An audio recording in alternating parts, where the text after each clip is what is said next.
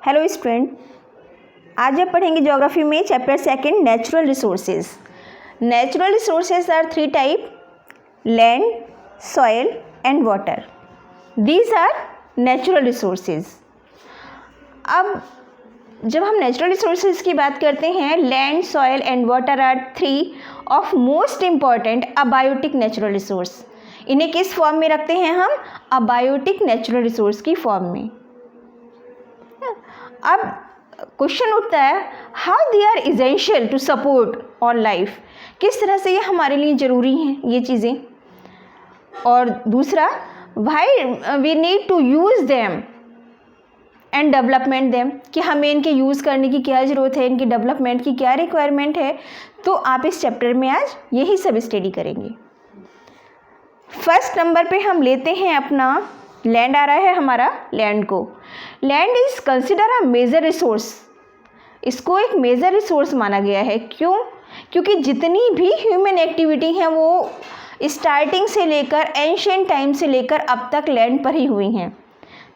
अगर हम बात करते हैं अपनी, तो जैसे कि build homes, transportation lines, other requirements human being. जैसे कि अदर रिक्वायरमेंट में क्या आ गया हमारा? Agriculture, forestry, animal rearing, mining, industrial and other economic activities.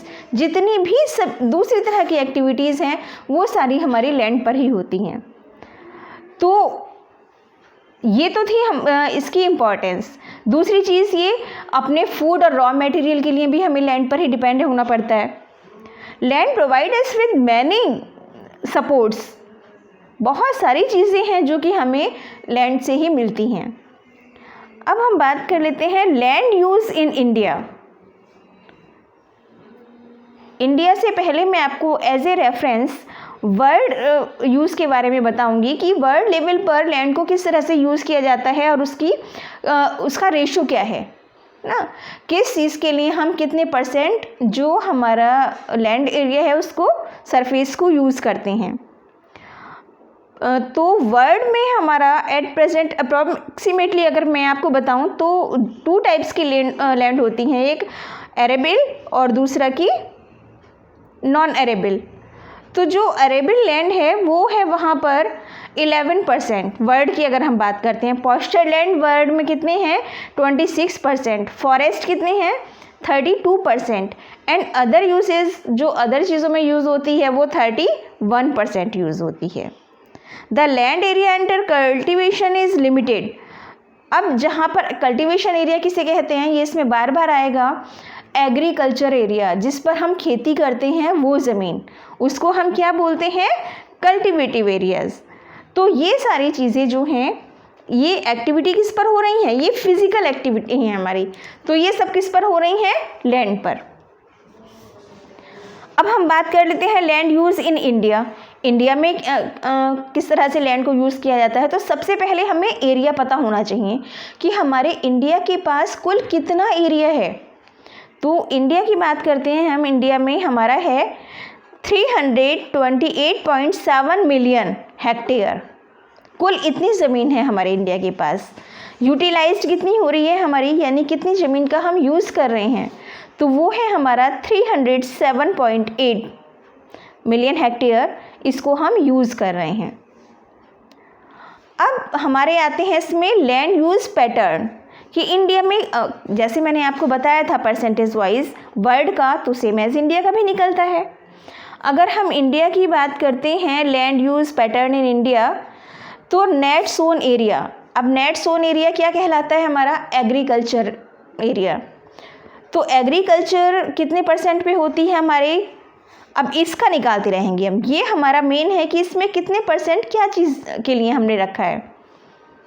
तो नेट सोन एरिया आता है हमारा 45.52%। बात करते हैं हम इसमें फॉरेस्ट की, तो फॉरेस्ट के लिए हमारा 23.32%। Land not available for cultivation, जो ज़मीन हमारी खेती के लिए अनुपयुक्त है, यानी खेती के लिए यूज़ नहीं हो रही है, वो है 14.25%। फैलो लैंड है हमारी 8.50%। अनप्रोडक्टिव लैंड, जिस पर कुछ भी नहीं उगाया जा सकता, यूजलेस है, वो है हमारी 4.5%। परमानेंट पॉस्चर लैंड कितने हैं यहाँ पर, जिसे ग्रेजिंग लैंड कहते हैं।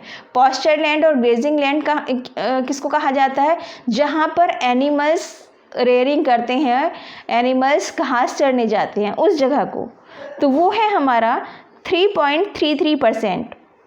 प्लांटेशन के लिए हमने फॉरेस्ट के लिए कितना एरिया छोड़ा हुआ है इसमें से अपना, तो वो है हमारा 1.3%।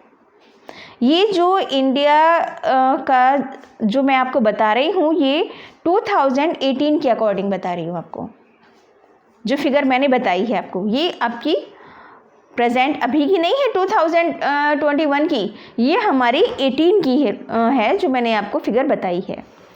अब आते हैं हमारे लैंड यूज़, तो उसके दो फीचर्स हैं, एक फिजिकल फैक्टर्स और दूसरा ह्यूमन फैक्टर्स। अब उसमें हमारा आता है पहले रिलीफ। रिलीफ में क्या क्या चीज़ें आती हैं हमारी, रिलीफ में आती है हमारी पहले प्लेन्स। रिलीफ कहते हैं कितने टाइप की हमारे पास ज़मीन है ना, तो वो कितने टाइप की है, 3 टाइप्स की है। फर्स्ट नंबर पे आते हैं हमारे प्लेन। तो प्लेन एरियाज़ हमारे इसमें क्या चीज़ है, जैसे हम लोग रहते हैं, हम प्लेन एरियाज़ में रहते हैं।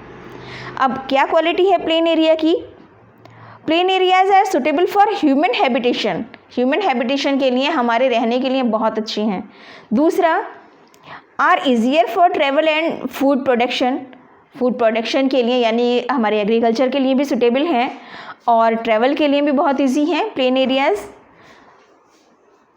तो जैसे कि इंडिया में अगर हम बात करते हैं Gangetic plain areas, Gangetic plain area सबसे बड़ा एरिया प्लेन एरिया है इंडिया के अंदर। तो ये तो हुई हमारे प्लेन्स की बात। सेकंड नंबर पे आते हैं हमारे प्लेट्यूज़। अब प्लेट्यूज़ क्या है हमारे, मीन्स जो कि हमारा महाराष्ट्र है, इधर आपका कर्नाटक आ गया, तो ये जो मिड वाले अगर आपने मैप में देखा होगा वो वहाँ प्लेट्यू एरिया है।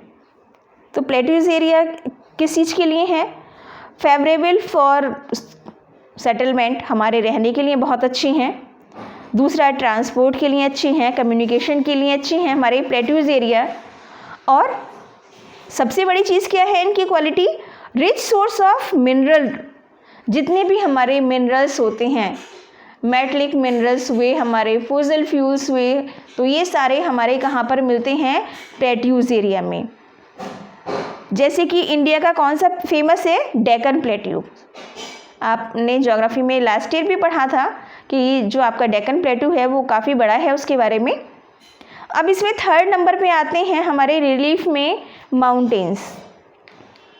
माउंटेन्स आप जानते हैं, जो पहाड़ होते हैं, हिली एरियाज़ हमारे, तो ये हमारे ह्यूमन हैबिटेशन के लिए तो ज़्यादा सूटेबल नहीं है, क्योंकि वहाँ लाइफ काफ़ी टफ होती है। ट्रांसपोर्ट के लिए भी सही नहीं है, ह्यूमन एक्टिविटी के, हमारी जो इकोनॉमिक एक्टिविटी है उसके लिए भी माउंटेन्स हमारे सूटेबल नहीं हैं ये। लेकिन अब हर एक चीज़ की कुछ ना कुछ क्वालिटी तो होती है। माउंटेन्स की क्या क्वालिटी है, टूरिज्म के लिए बहुत अच्छे प्लेस हैं, घूमने के लिए बहुत अच्छे प्लेस हैं। समर सीज़न में यहाँ से देखा होगा बहुत लोग जो है हिल स्टेशन चले जाते हैं, देखने में बहुत खूबसूरत होते हैं ये। तो ये टूरिज़्म के एक बहुत अच्छा प्लेस कहा जा सकता है माउंटेन्स को। अब इंडिया में कौन सा है हमारा, हिमालय माउंटेन्स। इंडिया नहीं, ये पूरे एशिया को कवर कर रहा है हमारा हिमालयन माउंटेन्स। तो ये तो बात हुई हमारी रिलीफ की। रिलीफ कितने हैं हमारे, 3, प्लेन्स, प्लेट्यूज़ और माउंटेन्स। सेकंड नंबर पे बात करते हैं हम यहाँ की सॉइल की। तो सॉइल कितने टाइप की होती है, 2 टाइप्स, फर्टाइल सॉइल और इनफर्टाइल सॉइल। जो फर्टाइल सॉइल है हमारी एग्रीकल्चर के लिए बहुत अच्छी है, प्लेन एरियाज़ में मोस्टली मिलती है, तो जहाँ सभी तरह की फसलें उगा सकते हैं हम लोग, वो एरिया है। दूसरा, इनफर्टाइल सॉइल आ गई हमारी, तो ये हमारी सैंडी सॉइल होती है और ये इतने कल्टीवेशन के लिए ज़्यादा सूटेबल नहीं है हमारी। इसके बाद में थर्ड नंबर आता है हमारा क्लाइमेट का। क्लाइमेट बहुत इंपॉर्टेंट रोल प्ले करता है कहीं भी इकोनॉमिक एक्टिविटी के लिए, ह्यूमन सेटलमेंट के लिए। तो जो हमारा क्लाइमेट है वो सब ट्रॉपिकल और एक्सट्रीमली 2 टाइप्स का है। जो सब ट्रॉपिकल है वो हमारा सब tropical and mid latitude zone, जो मिड लैटिट्यूड जोन है हमारा, वो भी हमारा ह्यूमन सेटलमेंट के लिए और इकोनॉमिक एक्टिविटी के लिए बेस्ट है। अब आ गई हमारी एक्सट्रीमली। एक्सट्रीमली का मतलब क्या होता है कि जहाँ अगर गर्मी हो रही है तो बहुत ज़्यादा गर्मी हो रही है, सर्दी का मौसम है तो बहुत ज़्यादा सर्दी हो रही है वहाँ, मतलब जो भी वेदर होता है एक्सट्रीम होता है, बहुत ज़्यादा होता है वो, तो वहाँ एग्रीकल्चर के लिए पॉसिबिलिटी कम है और फिर ह्यूमन एक्टिविटी भी कम होती है ऐसी प्लेस पर। इसके बाद में क्लाइमेट के बाद में आते हैं हम वाटर। वाटर तो जानते हैं आप लोग, अवेलेबिलिटी ऑफ वाटर।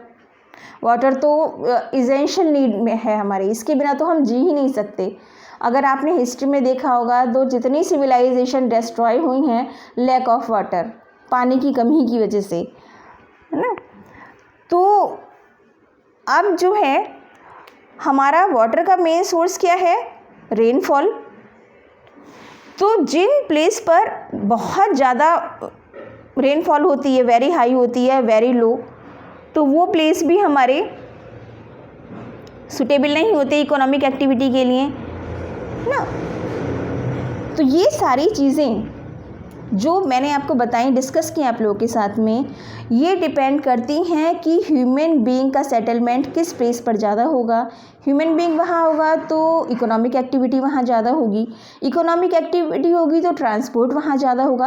ये सब चेन सिस्टम में चलते हैं, इनका लिंक बना हुआ है सबका एक दूसरे से। तो कौन कौन सी हैं आज हमारी 3 जो हमने पढ़ी नेचुरल रिसोर्सेज, ये हमारी अबायोटिक रिसोर्सेज में काउंट होती हैं, लैंड, सॉयल और water. These are abiotic resources।